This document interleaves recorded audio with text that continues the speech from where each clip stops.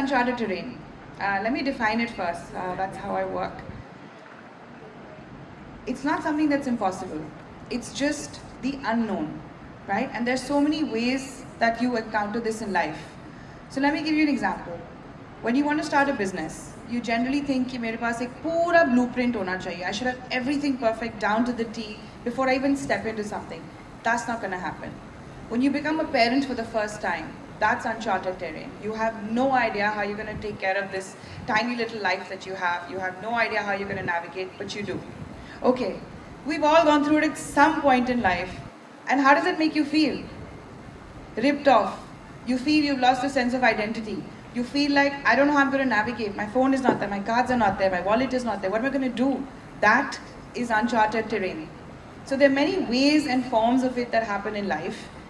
We may not realize it consciously, but I'm going to tell you 4 points that I navigate and I use to navigate this problem of uncharted terrain, because it's one you've already started to face and you're going to continue to face, God knows, till the end of time. So the first one is discomfort. What do I mean by discomfort? I don't mean dard, chot, back pain. I mean stepping out of your comfort zone. The point is, until you're not a little bit out of your comfort zone, you're not going to grow. You don't have to take a massive leap in 1 second, but you have to give yourself a little dose of discomfort on a regular basis. So I'll tell you an example. So I was in the 11th grade, and I was speaking to a lot of you today. I think Ivan was someone who was taking care of my BOC here. And he just got into the 11th. So in the 10th grade, I went through my board results and I got average marks, like 60, 65%. My folks were like, these grades are not getting you anywhere. You're not going to a decent college, you're not getting into a decent school. So I don't know what we're going to do, your future looks really bleak. I was a little chubby at that time, and I figured that since I wanted to get into a top college, I would need 90 plus. I could probably push it to a 75%. And how do I get the balance 15%? I decided, let's figure out what are the quotas available. And that's when I started to find a route that was probably not comfortable to me. So I got into the pool sometime this time in the school year, which was May. I think by November, I went for my first national level swimming competition, and I broke a few records. And then I liked how that felt, and I decided to do the exact same thing the next year, because I only had 2 years. So in 2 years, I went to 2 nationals, and I did about, I think, 6 unbroken records, and then I went into Lady Shri Ram College. So I got my 77, 78% in the 12th, and then I got my sports quota, and I got into the college of my choice, and I got the course of my choice, which was BCom Honors. But what did I do here? The point of discomfort was putting on a bathing suit, getting into the pool. You know how everything in school is about how you look, how you appear. And if you don't feel comfortable in your own skin, you feel people are staring at you. But getting into that pool at that point, it was not winning the competition that did it for me. The fight was actually making it from the changing room into the pool every single day. And that was hard. That was the discomfort that I felt all the time. The second one is reinvention. Have you ever met your childhood parents, friends who turn around and say something to you like, "Tu to badi change ho gayi hai, you're so different. You were like this when you were a kid. Now look at you all grown up. You're so different." How many of you hear that? I still hear that. Yes, big smiles, show of hands. Thank you. I'm happy I'm relating to you guys. Okay, this is not a lecture. This is a conversation where only I get to speak so far. All right. So I went through the same thing, and till today. Even my husband sometimes, he's like, "Oh, when I met you 16 years ago, you were like this and you changed so much." And I was like, yes, but you're supposed to continue to evolve in life. You can't be who you thought you were. That is the process. What happens when you change? You make new friends. You build new relationships.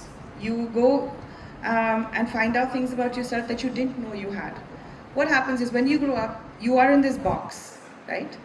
And you're kind of told that this is the perimeter that you want to stick in or stick around in.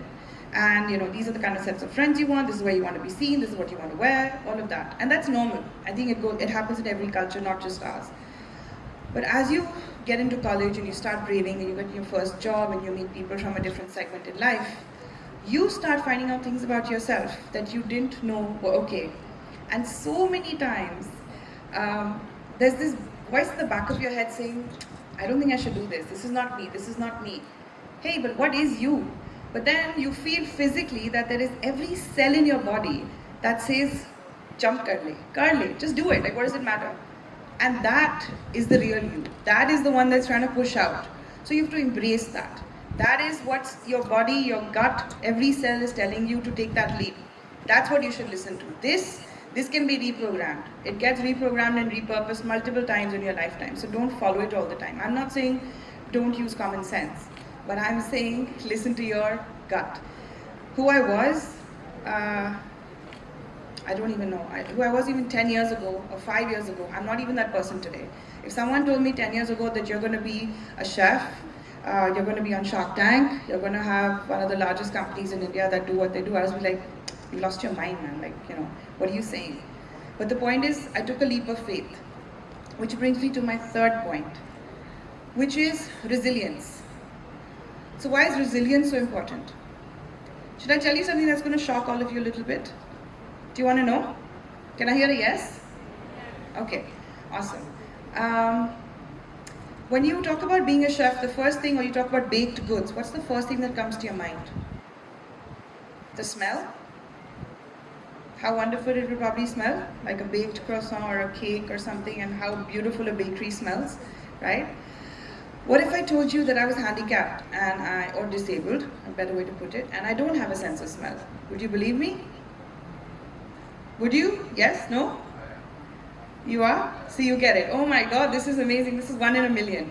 So I lost my sense of smell when I was training to be a national level swimmer. I didn't realize at that point.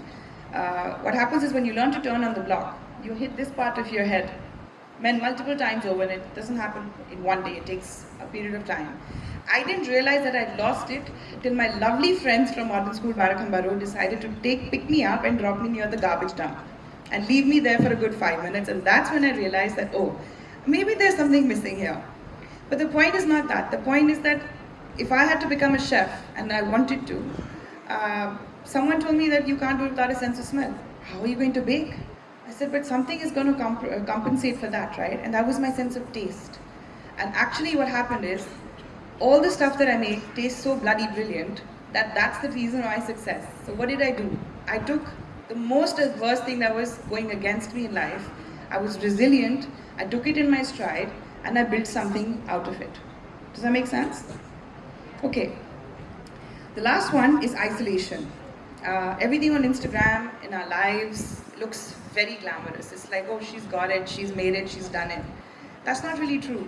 When they say it's really lonely on the top, it is lonely on the top. You don't know who you can talk to, you don't know who you can relate to, who's really in your corner, who's using you to get ahead, or who's really your true friend. And over time in life, you figure it out. And yes, you get your shares of being stabbed in the back and all of that. But the idea is, it's okay to be isolated. It is a lonely road up there. You are the only one who's decided to take this path of the unknown. Not everybody does it. That means you have something that's already different from the rest of the world. So it's okay to be away from the pack. You don't have to move in a pack.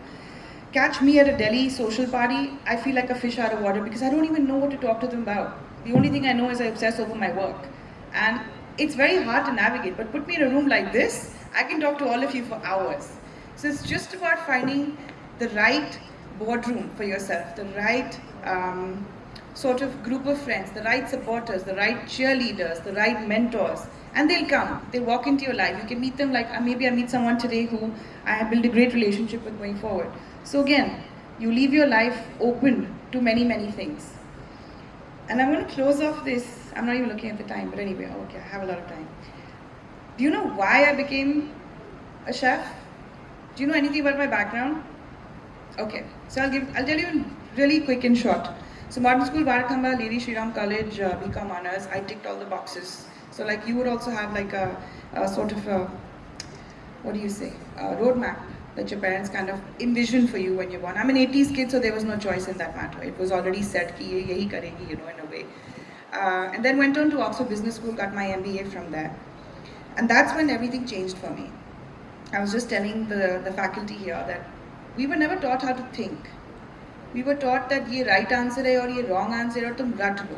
So basically, your rattafication capacity was the capacity of how good you are at what you are. And I clearly didn't do very well because I had to go swim in order to get into a decent space. But when I got to Oxford, firstly, there were no textbooks. It was a reading list. And then they said, you read this stuff and there's no right answer. You put your case forward and whatever, if you have a very strong case, then that's a great argument and you get an A. And that just baffled my mind for a minute because I still kept going, trying to butter up the teacher, how we do it here. And they don't have any of that, they're just like, no, go do your reading and give me, hand in your paper. The first semester, I flunked everything. I used to cry because I couldn't figure it out. I just couldn't understand how to think. Anyway, long story short, I figured it out eventually. And things worked out really well. I got a job with Deloitte in London. I worked with them for a very long time. So I was on the best partner track of my life. Like, I had to do nothing. I was already living there. I was on this partner track. I was earning more money than I could spend at Selfridges. It was the best life ever. But then when Lehman Brothers crashed, and in 2008, the whole world turned upside down. My whole future was destroyed overnight. We went into work and we couldn't believe what had happened. And then I sat on the bench for 1 year at Deloitte, and there was no jobs, there was no work, there was no client. And I decided at that point that it was free money, hey, I was still getting my salary. But I was not growing, there was nothing happening, it was really boring, and how long could I pretend to do like internal PowerPoint presentations? It wasn't me. So I decided to come back to India at that point. And as luck would have it, FDI opened up in India. And oh my God, all the brands that I was buying in Selfridges decided to come here. And because I had navigated that field in London, I got a job here, I moved to Bombay, and I rose really fast in that segment. I opened about 100 stores in just a year across the country. It was a whirlwind ride. And then decided to move back to Delhi, because that's when I'm born and brought up, and I had met my husband here as well. So I went into, e-commerce boom happened, and then everything was in Gurugram. So I was like, okay, fine, let's do this. So I did the e-commerce boom, I went into but the work culture in Delhi is very different here. Like, I met a boss, I love him now because thank you for being so mean to me because I wouldn't have made it what I was if you were just so dismissive. So anything that I said, it was always, yes sir, you are right sir, okay sir, I will get it done sir. And I was like, hey, I didn't go to all these schools and colleges just because you wanted a yes man. And that doesn't work for me. So literally on a whim and out of frustration, plus the 4-hour commute back and forth, I quit. And we went to Vegas, me and my husband, and we got married there because I didn't want to do the whole Delhi wedding thing. I thought that it wasn't really a wedding what a wedding seems to be. So I've really opposed everything in every which way. I'm like the black sheep, the black leopard, the black whatever of my family. But I've literally lived every moment of my life true to myself. So anyway, that happened. The Vegas story is very long, so I don't think we have time for that. But anyway, someone messed up my wedding reception cake. This is what I wanted to get to you at. So, no one in that time, in 2013 this is guys, no one had the concept of a wedding reception cake, okay? But because मैं अंग्रेज थी आदि, मुझे वो चाहिए था. So I sought out this baker, there were about 10 in Delhi. She charged me an arm and a leg, I think it was 6,000 rupees a kg, which even today sounds absurdly obnoxious no matter how much inflation has gone up. So I ordered a 6 kg cake, that's all I could really afford or justify in my head. Still expensive, almost 40 grand. And it was a disaster. It was the ugliest thing that was made. It was probably something my 5-year-old would make. And I was shocked that there was an opportunity here for someone to make an amazing product with top dollar money, and I didn't get the product back. How did I fix my approach here? I could have done the Indian thing or the normal human thing and gone and said, I'm going to, bombard you on Facebook, I'm going to go on Instagram, I'm going to tell everybody I know, I'm going to call up the person who referred you to me, and I'm going to make your life hell. That's all I could have done. Or I'm going to fight for you with my money back. But the point was, it was already done. There was no point, right? The moment was spoiled, it was in my album forever, and there was nothing much I could do about it. But when I actually cooled down, what I thought about was, there's an opportunity here. There must be more people like me who are willing to pay for an X amount of a product, but they're not getting it. That means there's a vacuum in the market. So hey, why don't I become the first to do it? And I did. So a month later, I went and announced to my entire family that I'm going to become a chef. Guys, I had no clue. I have never baked in life. I lost my security deposit in London because I was trying to make dal and the pressure cooker burst and there was dal all over the ceiling, okay? So I don't have any of those cooking bones in my body. It was not like, oh, I was born to be a chef. Nothing. I just became damn good at it and I was as surprised as anybody else how good at it I was. But it was really hard because my family, society didn't accept me and I didn't know how to sell, who to sell to. So I went to select and then put up a table and start selling cupcakes for 70 rupees and 60 rupees and 80 rupees. And then I had all my family friends come in and be like, oh beta, we are here to support your business. I'll buy a cupcake from you. And we all face it. It happens even today, you know. And I used to remember how small it made me feel, how uncomfortable I was. I was cringe. If I really saw some people, I would duck. If I saw the coolest people who were my friends and I knew that they just are very, very privileged, I would actually want to go to the bathroom or duck or hide or something. And everybody goes through that motion. Your first instinct is that. I hope she doesn't see me. But she did. And they all did because I went and did multiple of these. And I took it in my stride and it was uncomfortable every single time. And trust me, you know what keeps me going today? Is I remember how each and every one of those people treated me. How they belittled me, how they made me feel small. Just by putting that 100 rupees on my table. You know, how they thought they had the last laugh. And I remember thinking to myself, Abhi tum has lo, I will have the last laugh. And today that's exactly what has happened. So it's everything that I've told you about today has been uncharted. Till today it is uncharted. My life after Shark Tank, 6th January Shark Tank aired. And my life blew up. And blew up like, and how?